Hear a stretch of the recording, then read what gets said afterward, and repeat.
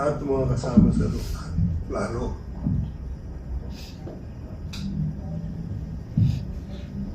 Halos nag-iiyakan. May tatlong klaseng tao talagang mapaiyak si Mayor Rudy. And perhaps you will know and understand the kind of man that he is. Sinabihan ako ng doktor, your leader does not deserve to be here. Para sa kanya, binigay niya na yung sarili niya. Alam mo, mag-iisang taon na tinitingnan ko yung mga litrato namin. Nung natutulog siya, Mayor, sabi ko, kinuna kita picture na natutulog ka. Alam niyo, napakaraming tao yung karabas ng airport. Dapat. Yes. Ang sumalubong. Ako hindi ko na nakita kasi sa ambulansya din ako nilabas eh. Pero punong-puno ang airport ng Schiphol at saka sa Rotterdam. Inaabangan siya sa kulungan. May tao din doon na nakaabang sa kanya. Maniniwala ba kayo na ako I was confined for almost... During my stay, I stayed there mga 3 months yata. Araw-araw may nurse na pumupunta sa akin. Umaga hapon, tinicheck yung voluntary lahat yung punta. Kung pwede lang nilang gawin kay PRRD yung gagawin nila. That's how they cared for him. Filipino yon ano, ES. Yung sabi nyo nag-check sa inyo po. Mga Filipino. Pilipino. Alam mo nung birthday niya, nung March 28, nasabi dito, mga 600, 700 lang ng tao sa field, sa park.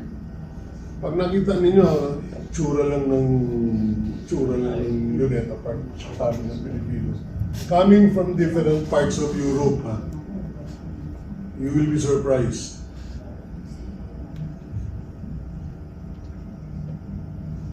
Alam mo, Attorney Yvette, parang napansin ko sa lahat ng episode natin, ito yung parang tahimik. Lahat tayo. Kasi nakikita natin yung katotohanan eh. Just black out tayo eh. Noong time na yun, kaya fresh from yung somebody that kasama niya, yung talagang totoong pangyayari. At dapat ito, malaman ng lahat ng Pilipino. Parang mahiya, yung sinasabing word na mahiya naman kayo, bog-talbog, period. Ano kasi Kapenya, no? Hindi kasi natin lubos maisip na nangyayari itong mga pagkalakastangan no, ng karapatan ng isang kapwa Pilipino. Lalong-lalo na yung hindi pagkakilala ng kanyang karapatan sa ilalim ng ating saligang batas. At lalong ginawa ito sa isang dating presidente. Kaya tahimik tayo ngayon kasi hindi nga natin lubos maisip paano nangyari ito at bakit ito napayagang mangyari. Pero there's a personal question po, ES, that I wanted to ask. That very moment when you landed sa Hague, yung moment na maghihiwalay na po kayo, what was that moment all about and how did you feel? What was the reaction din ni dating presidente nung maghihiwalay na po kayo? Ako, I really felt bad, especially nung dinadala na siya ng mga pinapababa siya ng ano. Sabi ko, kaya mong bumaba ng hagdanan. Kaya mong bumaba. Sabi niya, bahala ka na sa mga kasama mo. Yan ang mga words niya. Hindi pa rin ako, hindi pa rin siya eh. Bahala ka na sa mga kasama natin. Ibang klase ito. What was told to him by those who met him at the airport? Itong mga Dutch nationals. Were you within hearing distance? Alam mo, ako ba nung nasa ospital ako, ino-operahan ako, sinabihan ako ng doktor, your leader does not deserve to be here. Nag-uusap kami kinakapitan niya ako ng pacemaker. So, Attorney Yvette, Yes po. bago pala lumabas yung statement na nagtatalot-talot na babalik-taktakan sila from DOJ to Congress and sa Senate, meron tayong isang salita na tumatak sa isip natin na bendalo. So, bago pala sumabulat pa yung bending dalo na parang sinaksak nila sa isipan ng mga Pilipino. Doon pa lang pala sa pag-kidnap kay FPRRD at pagdala sa Dahinon. Pagbaba niya doon, marami na pala talaga, doon pa lang, hindi pa nila nasasabi, ginawa na pala nila yung pagbenta doon. No? Yun yung unang pumasok nung sinabi nga ni Attorney Delgra, no, na sinabi daw po sa kanila ng DOJ, sila daw yung competent judicial authority, no, ang DOJ daw. Yun na po ang unang pumasok sa isip ko, bending na lo. Grabe. So, yung ano, no, kaya ang dami nga lumabas na AI, yung sa Supreme Court, nakatabi niya na po yung timbangan. Pati yung batang po ng babae nakagalan na. Nakakalungkot, no? Secretary ay Majagayan and additional information. Wala na. Ako, I just wanted to share yung nangyari sa aeroplano. And yun na, parang na-capture ko sa isang aeroplano, yung sa isang box yung buong samahan namin ng 6 na taon. Ganun siya ganun siyang klaseng tao. Tao muna ang nasa isip bago siya. Napakaswerte pa na natin kay FPRRD. Ngayon nakita na natin ang Alam mo, nagbigay liwanag na si Secretary Mejaldea kung ano talaga yung naganap. And we want more. We want more statement from him kasi uhaw na uhaw kami sa totoong istorya Secretary, kasi parang iba yung istorya na nakakarating sa amin. Please do that. Alam mo, hindi na tayo makakahanap ng tao katulad doon.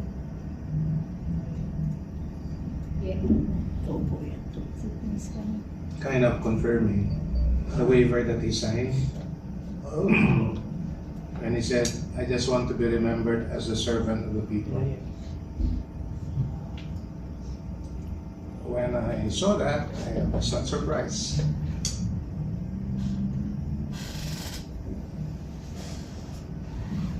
Ito nga, itong mga ganito, hindi ako naglalabas yung mga interview.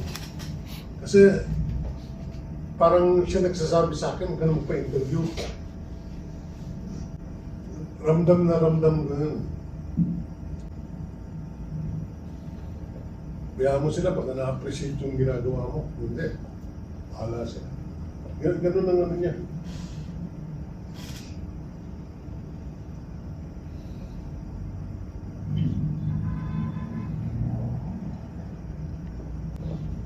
Attorney Delgra, nakita ninyo na kung mapapansin ninyo, lahat po kami dito. Maingay po kami sa set ng kapihan sa PDP, pero hindi namin magawa ngayon dahil parang kami, nadaya rin kami sa mga narinig namin mga statement from sa iba't ibang mga kinatawan ng gobyerno na akala mo wala silang kinalaman, parang walang jurisdiction, dapat ang ibang bayan, pero ang parang pinakikita nila sa atin pong lahat at sinasaksak nila sa isipan at pagkilala ng ating mga kababayan is parang that time daw po, nung time na nakaupo pa si PRRD, hindi pa naman po daw natatapos doon. Kaya meron pa rin po sila, saklo pa rin po nila yung mga reklamo kay PRRD. Gusto ko pong babigyan sana natin ng liwanag yun. Na totoo po ba yun na kahit nung nakaupo siya, hindi pa po tayo nakakawala doon sa pagkilala sa ICC. Then bago siya nakalabas, doon po tayo nawala sa kanilang mga kamay. So wala silang karapatan sa atin para pakialaman nila yung ating batas. So ano po ba yung totoo doon, Attorney Delgra? Opinion ko lang ito, ano. Actually, so far as yung mga...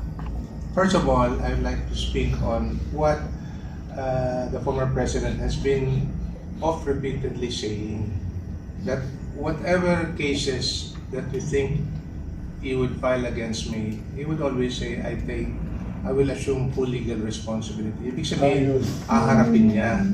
Kahit saan, haharapin niya. And I've said this, ang nangyari nga lang, doon pinail. But insofar as I'm concerned, one of his lawyers, hanggang ngayon, wala pa akong natatanggap on his behalf na kaso patungkol dyan sa kaso na related doon sa ICC case. Kaya hindi niya atasan yan, as mentioned by E.S. Bingkong. Pero sa tamang proseso at sa tamang korte. And as mentioned doon sa video, in his words, he wants to be tried before a Filipino court, tried by a Filipino judge.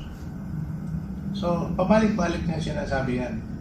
In the wrong, coming from the former president himself, iyan ang posisyon niya patungkol sa mga kaso, dati, ngayon, or kahit na anong kaso dadating, haharapin niya sa tamang proseso, sa tamang korte. And that is before a Philippine court. Alam mo, sabi ko sa kanya, hindi tama itong ginagawa mo. Hindi tama itong ginagawa sa iyo, Mr. President. Ang sagot niya sa akin, ano to?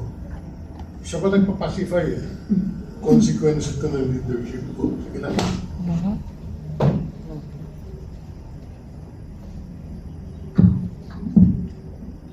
Alam mo yung, maikwento ko lang. Opo. Ito maintindihan ito ng mga tao sa mga taga Davao. May tatlong klaseng tao talagang mapaiyak si Mayor Rudy. Yung mga bata, yung mga babaeng inabuso, at saka yung mga matatanda, lalong-lalo na sa kanyang nanay. I will bring you back to the time when he already realized that the presidency is already there for him. Early morning of the following day after the election, nakita niya na yung laki ng agwat doon sa counting. At he can very well see that he would be the next president of the Republic. Anong ginawa niya? Pumunta siya sa puntot ng nanay niya. Yeah, we know that.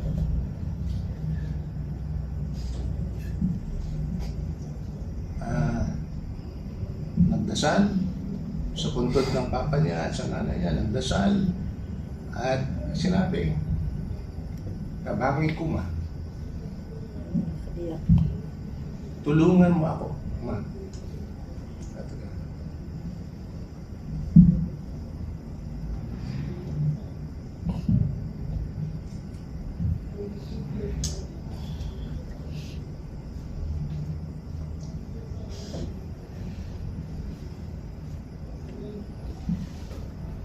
Alam mo, mag-iisang taon na tinitingnan ko yung mga litrato namin.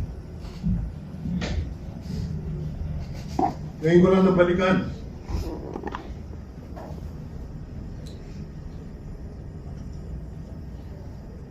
Nakasmile pa rin siya.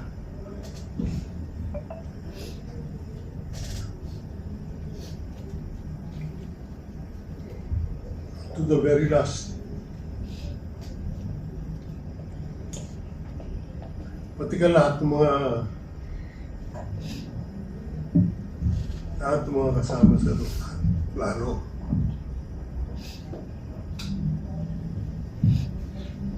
Halos nag-iiyakan.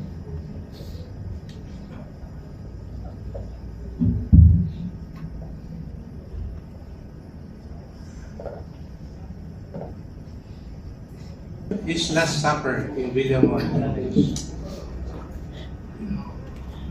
Ito po, simpleng hapunan before he was brought to me.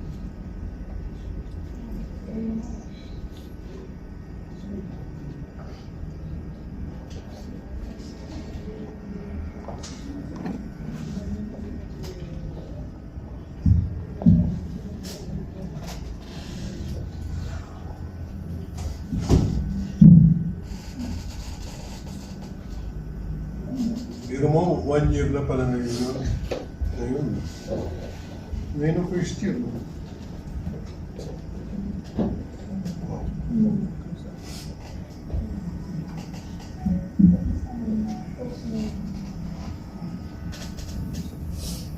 For those of you who don't understand the man, I would invite you to go to Davao at puntahan niyo yung House of Hope at Bahay Kalinga. Yan yung dalawang advokasya ng dating Pangulo. And perhaps you will know and understand the kind of man that he is.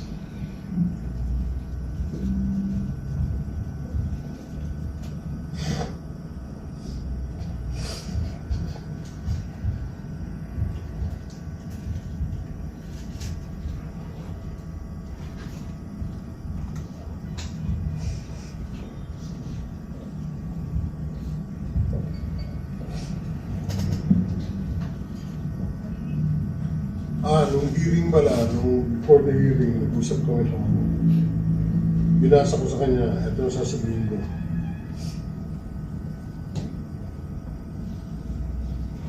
So I read yung script mo, yung manifestation mo. Alam mo, smile. Nag-smile siya. Yan, okay lang sa'yo. Oh, okay lang. Wala. Doon nga sa kanya, pasensya ka na sa English ko minsan. Hindi, okay lang yan. Attorney Yvette? Yes, I guess I'm sorry I cannot help but be emotional, kasi outside of the context of law is the human side of all of what's happening right now. PRRD was a complex person, but he is such a human being, puno ng malasakit. Ang nakikita lang kasi ng taong bayan, yung tapang. Yung malasakit, ino-overshadow. But it is this character of him that endears him sa masa. Taong bayan, masyado na, overused. But yung malasakit dun sa mga kulang sa buhay. And I guess that's the reason why he's wanted very much to stay with PDP. Ang motto ko ng PDP is Pilipinas dapat sa Pilipino. Yun ang sinasabi niya, gusto kong litisin ako ng kapwa ko Pilipino kasi kung may pananagutan ako, dito ako mananagot sa aking mga kababayan at hindi ko yan tatakasan.